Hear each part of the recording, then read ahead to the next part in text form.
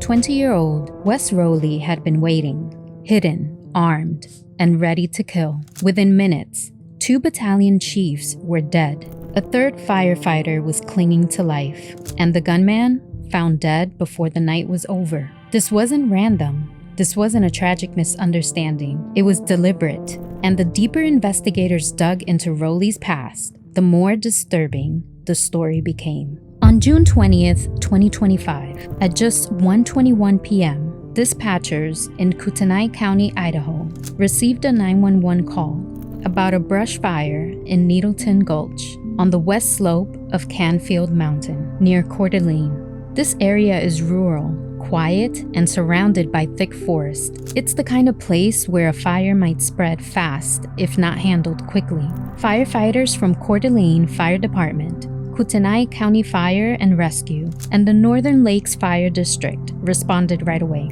But almost immediately, something felt wrong. The smoke was rising, yes, but there were no frantic residents pointing the way, no sound of the fire advancing rapidly, just a steady crackle of brush burning in the distance. And then, the first gunshot.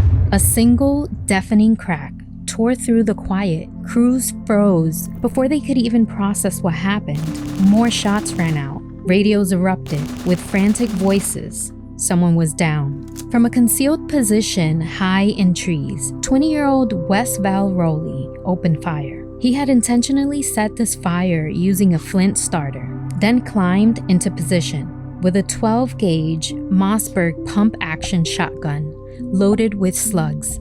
Roley wasn't shooting wildly. He was aiming. Battalion Chief Frank Harwood, 42-year-old, a 17-year veteran of Kootenai County Fire and Rescue and an Army National Guard veteran, was struck and killed almost instantly.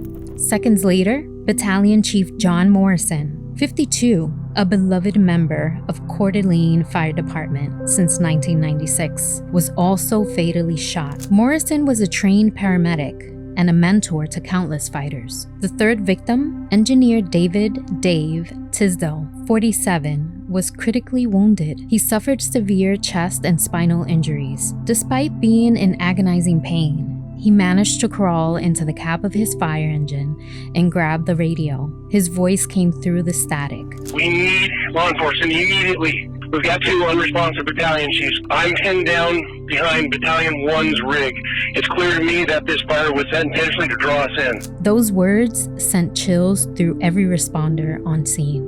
The remaining firefighters scrambled for cover. They didn't know where the shots were coming from. Tactical teams were called in, but the gunfire and the fire itself made the scene a nightmare to navigate. So who was Wess Roley? He wasn't on any major watch list. He had no lengthy criminal record, just minor incidents like trespassing. He had once wanted to be a firefighter himself. He even tried to enlist in the U.S. Army, but both ambitions ended in rejection. Friends and neighbors later described him as isolated, moody, and increasingly angry in recent months. He had started posting strange and ominous content online, tactical gear photos, anti-government phrases, and even violent drawings. Hours before the attack, he posted an image of himself in camouflage and a mask, accompanied by the song Hunter by Bjork. The caption read, "I'm going hunting." At the time, it may have seemed like posturing.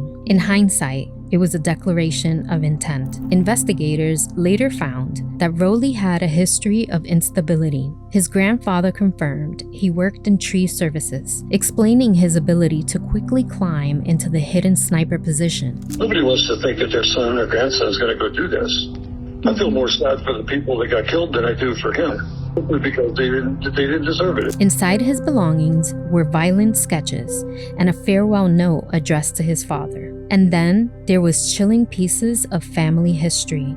Years earlier, his father had reportedly threatened to pick off firefighters from a hidden position during a dispute over a land and fire regulations. While we don't know how deeply Wess observed those words, the parallel is disturbing. The ambush triggered a massive law enforcement response. Over 300 officers from the FBI, ATF, Idaho State Police, and local departments descended on the area. Roads were shut down, SWAT teams moved cautiously through the forest, knowing the shooter could be anywhere. Around 3:16 p.m., investigators used cell phone data to narrow down Roley's location. It wasn't until 7:40 p.m. that they found him, dead in the woods, from what was determined to be a self-inflicted gunshot wound. The shotgun he used was by his side, along with a .22 rifle that was never fired. The fire he set was eventually contained, but the damage he caused went far beyond the scorched earth. Frank Harwood was more than just the battalion chief. He was a father of two, a husband, and a veteran. His fellow firefighters described him as calm under pressure, quick to smile, and the guy you wanted with you in the toughest situations. John Morrison had served nearly 3 decades with the Coeur d'Alene Fire Department. He was a mentor to younger firefighters, always willing to share his knowledge and experience. His dedication to his crew was unmatched. Dave Tysdal, the survivor, remains a symbol of resilience. Even while critically wounded, he thought first of communicating with his team, giving them the information they needed to stay alive. He endured multiple surgeries and faces a long road to recovery. These weren't just names, they were pillars of the community, and their loss left a hole that will be left for years. Idaho isn't the kind of place where you expect violence like this. People here know their neighbors. First responders aren't strangers, they're friends, family, and the people you run into at the grocery store. That's why the shock hits so hard. In the days after the attack, flags were lowered to half-staff across the state. Governor Brad Little called it an evil attack on heroes. Public memorials were held, July 10th for Morrison, July 11th for Harwood. Overpasses along Interstate 90 filled with people holding flags as funeral processions passed beneath. At each stop, the weight of the loss was palpable. Communities came together in candlelight visuals. Churches and counseling services opened their doors to grieving families and first responders. Fundraisers sprung up to support the victims' families and to help with Tysdal's medical expenses. Even now, the motive remains unclear. There's no confirmed link to extremist groups. Investigators have theories: rejection from the firefighting and military careers he once wanted, family tensions, possible mental health struggles, but no definitive answer. What's clear is that this was intentional, methodical, calculated, and that's perhaps the most unsettling part, because it forces us to ask, how many more Wess Roleys are out there, quietly nursing resentment until it explodes into violence? In the wake of this attack, departments across the country are thinking their approach to safety. Some have started sending law enforcement to accompany fire crews on certain calls, even ones that seem routine. Others are training for active shooter scenarios, something that would have seemed unthinkable for firefighters just a few years ago. Mental health outreach, especially in rural communities, is also in the spotlight.